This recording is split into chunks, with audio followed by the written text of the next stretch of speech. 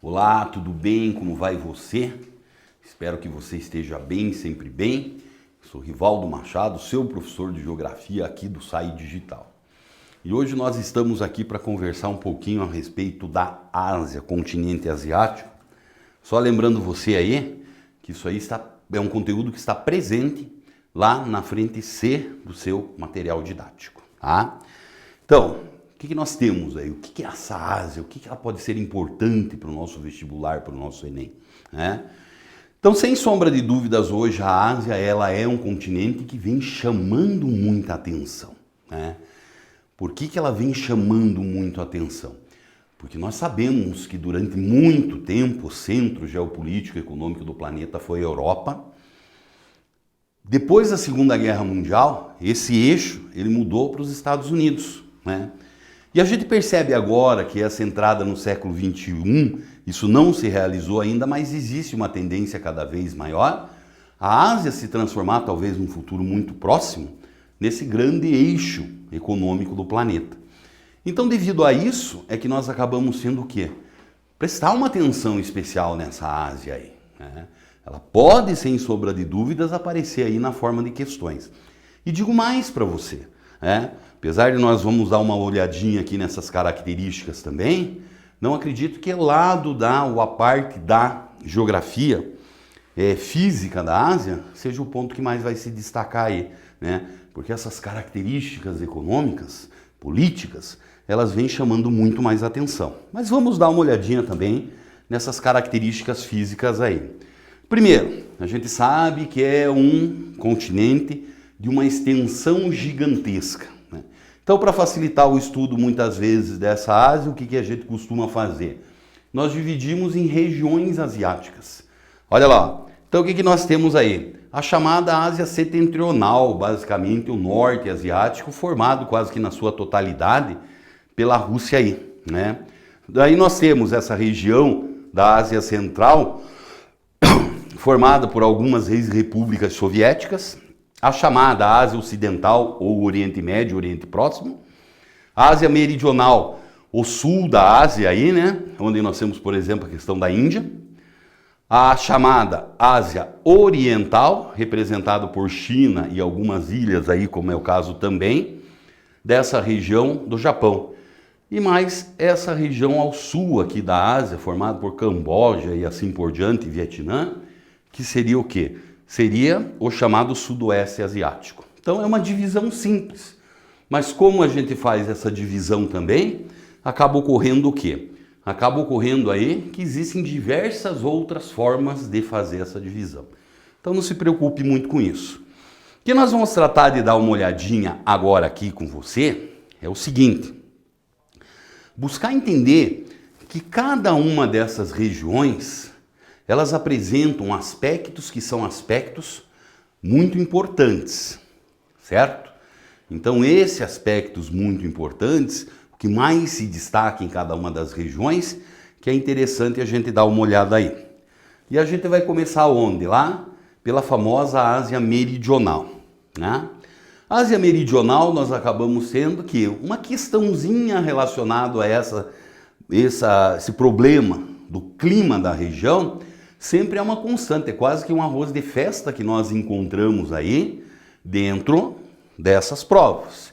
Então o clima das monções é isso aqui, ó, essa região que nós temos aí, mais o sul, o sudeste asiático, que apresenta um clima, por assim dizer, ou alguns fenômenos climáticos, que eles são muito típicos da região, que são chamados de monções. Então nós encontramos, por exemplo, as monções de inverno. Nessa região mais ao norte da Ásia, você tem uma região de alta pressão atmosférica. Então, ali é a origem de uma quantidade grande de massas de ar. Então, durante o inverno, essas massas de ar vão trazer o quê? Vão trazer, basicamente, aí, temperaturas extremamente baixas para a região. Tá? E daí, quando nós chegamos no período do verão, lá se forma uma região de baixa pressão atmosférica. Nessa região do Índico aqui seria alta pressão atmosférica, a origem de muitas massas de ar, que acaba jogando uma quantidade grande, significativa, de umidade para a região. Né? E nessa região nós acabamos encontrando que essa umidade é responsável por uma quantidade muito grande, muito significativa de tempestades nesse período. Não esquecer que isso aí, né, é hemisfério norte, então é o inverso das estações do ano que nós temos aqui. Então aí nós temos uma série de países nessa região, e sendo que aquele que mais chama atenção hoje em dia é a Índia. Então a Índia ainda é o segundo país mais populoso do mundo, está naquele conjunto também de países emergentes que nós classificamos como BRICS, e nós temos o quê? Um contingente populacional muito significativo na Índia. Ainda hoje é na Índia o que mais chama atenção é a pobreza. E lembrar sempre que essa pobreza, ela é o quê? Também formada por esse grande contingente populacional. O bolo da economia indiana é gigantesca, mas a hora que você vai repartir é muito pedacinho. Por quê? Porque nós encontramos aí a presença de uma forma cada vez mais em desuso, cada vez mais ela está sendo aí refletida. O que é isso? Como é que funciona? Baseada basicamente em uma ideia que nós temos o quê? Que nós vamos encontrar aí de uma forma relacionada com a filosofia de vida deles, que divide a sociedade de que forma? Através do hinduísmo. Como se fosse uma pirâmide que é representada justamente por um corpo, né? Na cabeça, né? Então o topo da pirâmide, a menor parcela da população indiana são os brahmanes, né? Quem são eles? São basicamente os sacerdotes. Eles são responsáveis por essa parte mais relacionada com o sagrado dentro da sociedade aí, tá? Depois, os braços, o tronco e assim por diante, são os chamados kshatriyas, né? São os guerreiros e principalmente hoje aqueles com o grande poder político. As pernas seriam o quê? Os vaisyas, né? Comerciantes, camponeses, artesãos e assim por diante, funcionários públicos, trabalhadores autônomos e aí vai. Os sudras, que são servos, e a maior parte da sociedade indiana ela vai ser chamada, ou vai ser formada, melhor dizendo, pelos párias aí, né? Que seriam justamente os marginalizados da sociedade. Então, a pobreza existe e a justificativa dessa pobreza é o quê? É justamente o lado sagrado. Por que eu sou assim? Porque os deuses quiseram, né?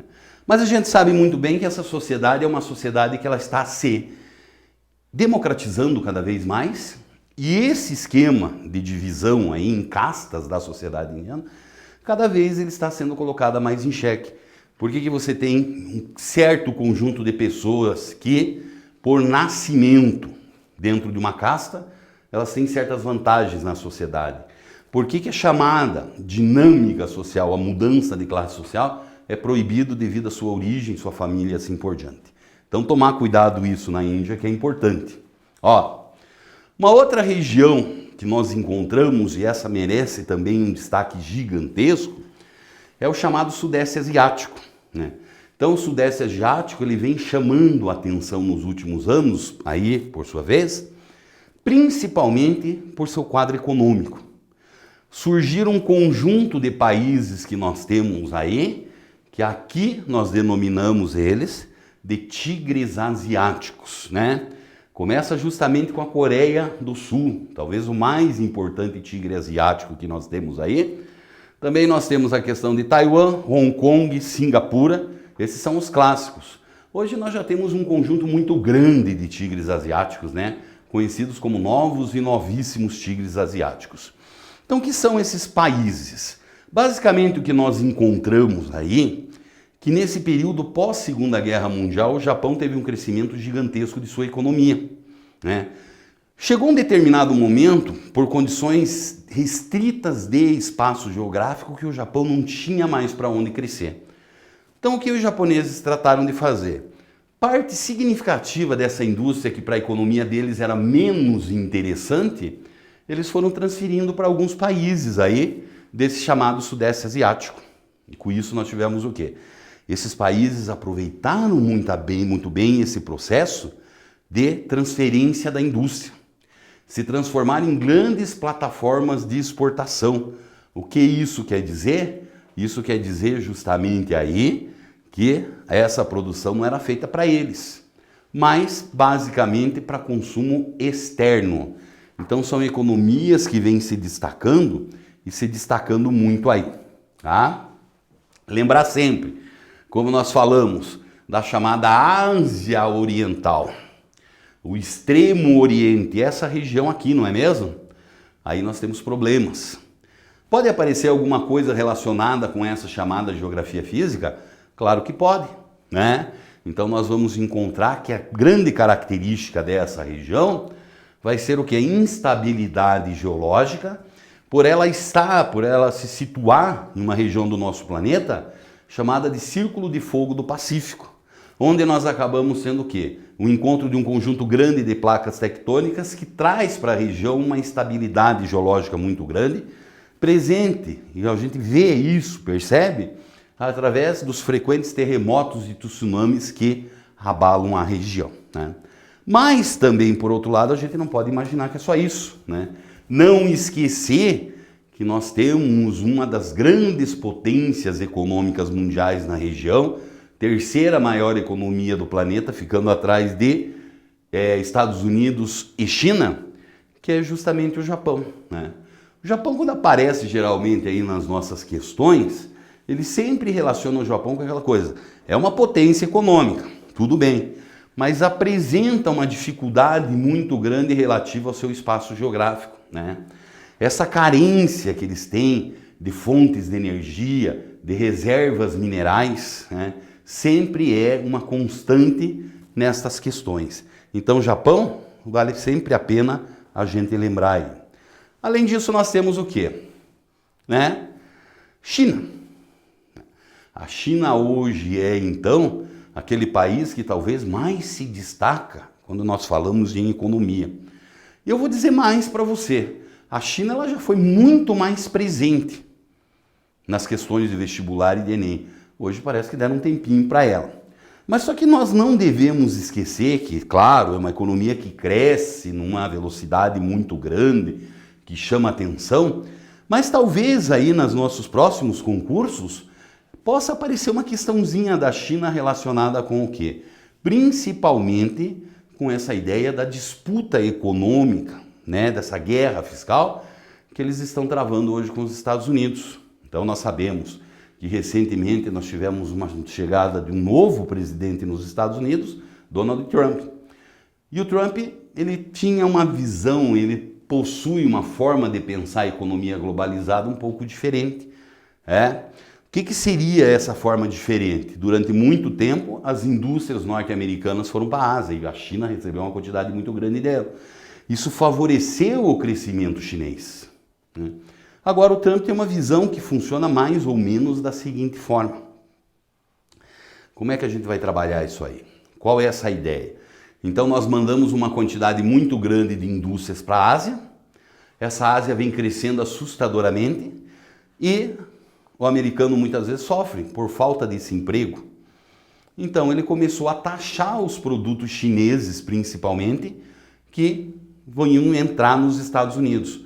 A ideia dele é que chegar a um determinado momento que não compensasse mais a produção em território chinês e essas indústrias ao longo do tempo elas retornariam aos Estados Unidos. Mas é claro que acaba acontecendo o quê?